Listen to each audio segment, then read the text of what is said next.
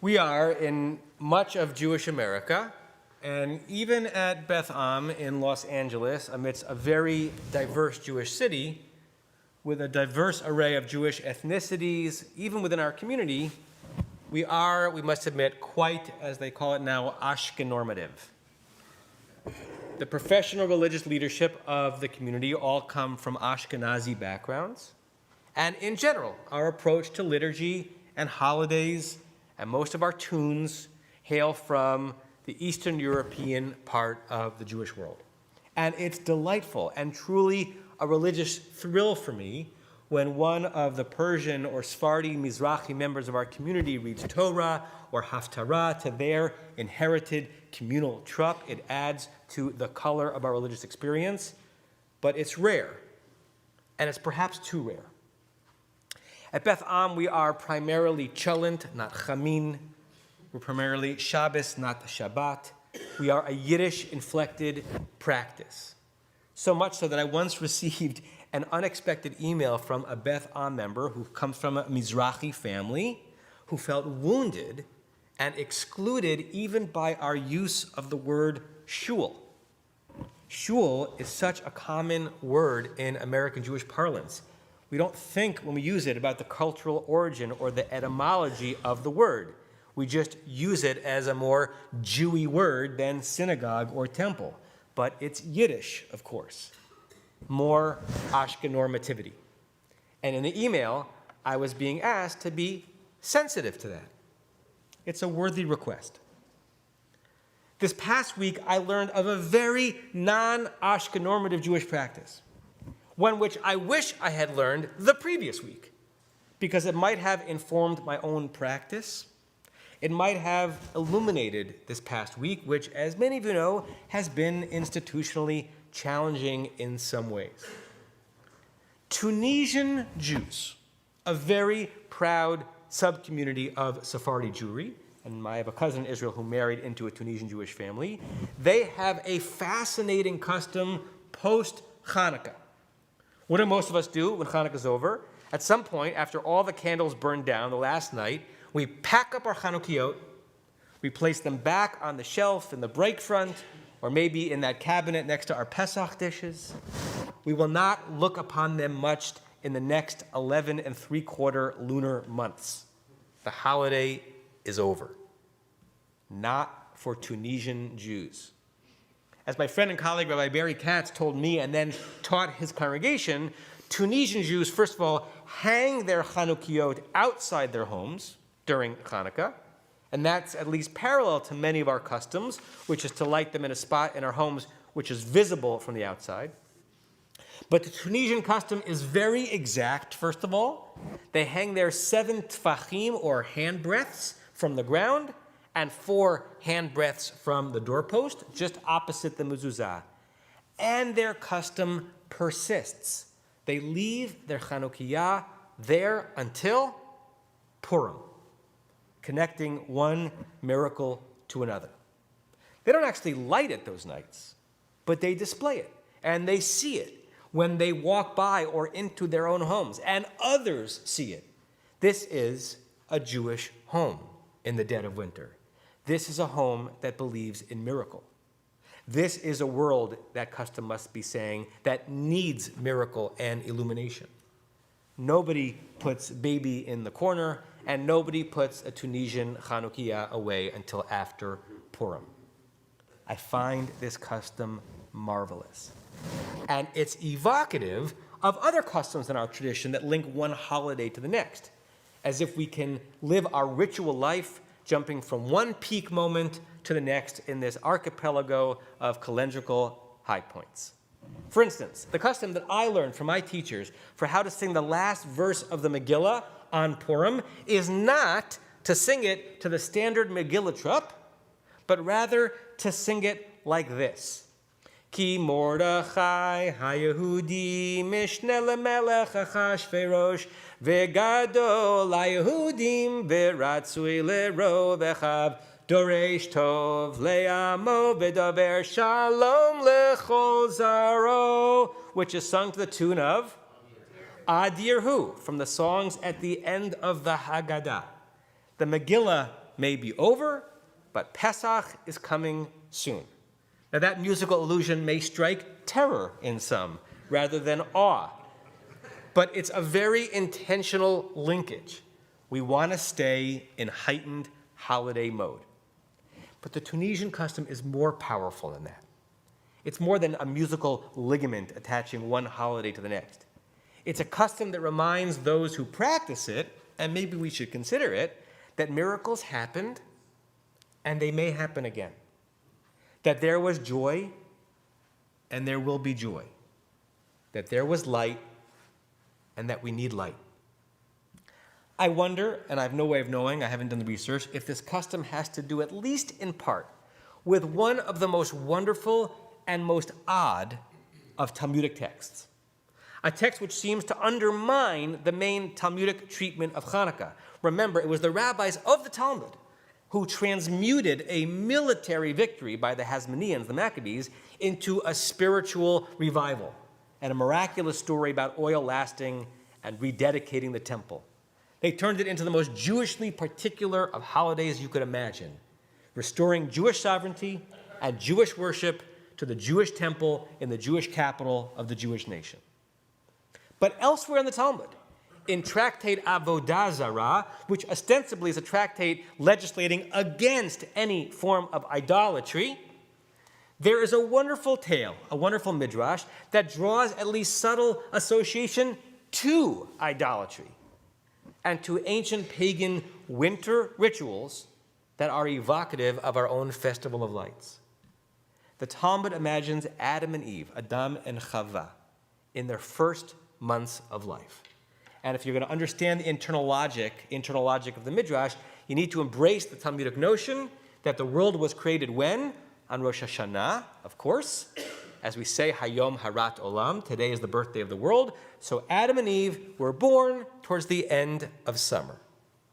They lived their first few months as the calendar, as it were, moved through October and November, which means they witnessed days getting shorter and shorter, with fewer hours of sunlight. And this was their first experience of it. According to the Midrash, they started to get nervous. They knew how precious the sun was for warmth and for light. If the pattern continued, they would be shrouded in cold darkness. They would die. And concerned that the world was ending because of their sins, they decided to fast. For how long? 8 days. You can see where this is going. And then, after 8 days of fasting, the first winter solstice arrived. The days, by their measurements, started to get longer. The rhythm had reversed. Adam declared a festival, just for the two of them, a very intimate holiday, a festival of lights to be celebrated each year for 8 nights in the darkest time of the year. This is a Talmudic fantasy of a primordial prehistory origin of Hanukkah, as if the historical story that took place in the 2nd century BCE was preordained, awakening an 8-day festival of light that is as old as the world itself. And the story also connects the very particularistic and Jewy holiday of Hanukkah with one of the most common of all calendrical observances across cultures and religions, a celebration of light, and perhaps the ongoing miracle of light in the dead of winter when the world's light is at its nadir, at least on the northern hemisphere. Now, I know that we're a lunar religion, and that halachic Hanukkah, it journeys over the years from the end of November, Thanksgiving, and to the beginning of January. But the conceptual Hanukkah, I think, is a solstice festival, a ritual reminding us of the possibility of miracle and the need to force light into a darkened world. And for the Tunisians, that just begins at Hanukkah, at the darkest time of the year. And it takes us all the way through the dark months until the precipice of spring. I love how that Talmudic story ends. What's Adam's interpretation of this incredible turnaround from winnowing light to burgeoning light? Minhago shel olam hu. It's just the way of the world. It gets dark over and over again, and then somehow the light shines. And we need to ignite that light, not just on Hanukkah, which has now been over for more than a week, but all times. Which brings me, of course, to the sequel to Mary Poppins, which I consider to be an utter abomination. They should have let the original perfect movie stand on its own. They destroyed something precious.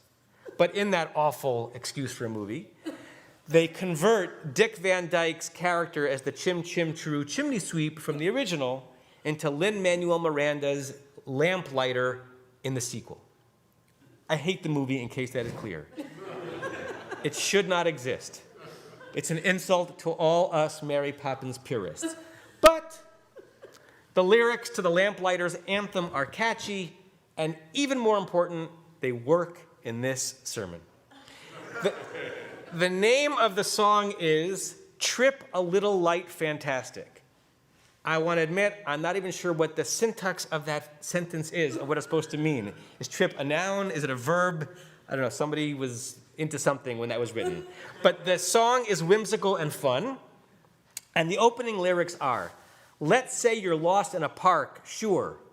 You can give into the dark, or you can trip a little light fantastic with me. I think the Tunisians would like that, as they trip a little light fantastic all the way from Hanukkah to Purim. It continues, when you're alone in your room, your choices, just embrace the gloom, or you can trip a little light fantastic with me. Of course, it's Disney. It's overly simple and facile. It's very pat. It's very hard to do when you're in the gloom.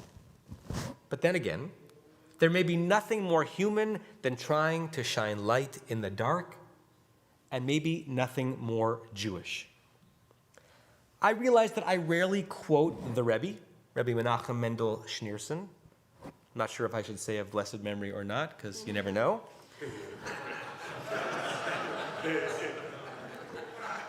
I studied lots of his teachings in depth when I was exploring Hasidic mysticism during my sabbatical. In addition to being obviously a visionary Jewish leader, he was also a tremendous scholar of our tradition, and he was a phenomenal storyteller. Here's one that he told that seems apt. These are now his words. I was once privileged to hear from my father, my father-in-law, who was the 6th Lubavitcher Rebbe, that his father, Rabbi Shalom Dov Ber, was once asked, what is a chassid? He replied, a chassid is like a street lamp lighter. In olden days, there was a person in every town who would light the street lamps with a light he carried at the end of a long pole. On the street corners, the lamps were there in readiness, waiting to be lit. Sometimes, however, the lamps are not as easily accessible. There are lamps in forsaken places, in deserts or at sea. There must be someone to light even those lamps, so that they may fulfill their purpose and light up the paths of others. So a chassid is one who sets out to light the lamps, to light up the souls of Jews with the light of Torah. And though I struggle with some of the way Chabad positions itself in the world, they really have carried out that charge with incredible intensity and focus. And boy, do we need some Hasidim like that these days. Boy, do we need to be Hasidim like that. These are dark times. We are heavy with loss and worry. We are laden down with complicated decisions, like the one we had to make about Shabbat afternoon this week. And many of us are wondering when and if and how light will return to Israel, to Jewish life in America, when and how this palpable darkness will lift. I'm not sure about the when, but I feel more confident in the how and certainly in the who. Judah in our parsha knew it. He approaches Yosef because someone needs to be the one to bring a brother out of a pit, a family out of chaos, and a society out of darkness. Stop waiting for another to do it. And Lin-Manuel Miranda and the Lubavitcher Rebbe, a pair likely never paired together before, they knew that to be a lamplighter is a holy act. It takes courage to bring light when and where it is obscured. And hopefully those who come to my home this Shabbat afternoon, and you're all invited, will show that they know that the big story of the weekend, however it may be spun in the media, is that Beth Am gathered in inspiring numbers to pray and to learn and to end Shabbat together. Haters be damned. And the Tunisians knew. It depends on you. Keep your Hanukkah out to remind yourself and others that you must bring the light until Purim and beyond. Shabbat Shalom.